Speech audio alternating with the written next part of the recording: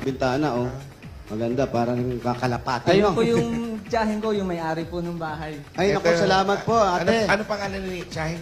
Tita Lourdes po. Tita Lourdes! Aling Lourdes. Salamat. Kayo po ang nagpatira sa kanila. Oo, kasi siyempre kapatid ko to eh. Oo, kasi Opo. syempre kapatid niya din. Butot, pinagbigyan nyo na, ba't di pa kayo umalis dito? Dito. Alis. Hindi mo ba tinanong si tatay bakit ibinigay ka? Hindi naman po, kasi maayos naman po yung pagpapalak sa akin ng mama ko. Parang talagang tunay ko ng nanay po siya. Ilan ang anak mo? 3 po, single mom. Ah? Single mom? Ilan ang... Tatlong... Ilan ang tatay? Ilan ang tatay? 3 rin po. Ha? Maganda pagpapalaki sa'yo ni nanay, ano? Nakaharang daw kayo sa signal. Tinawag lang kita, hindi ko sinabi umupo ka. Ano to? Winner?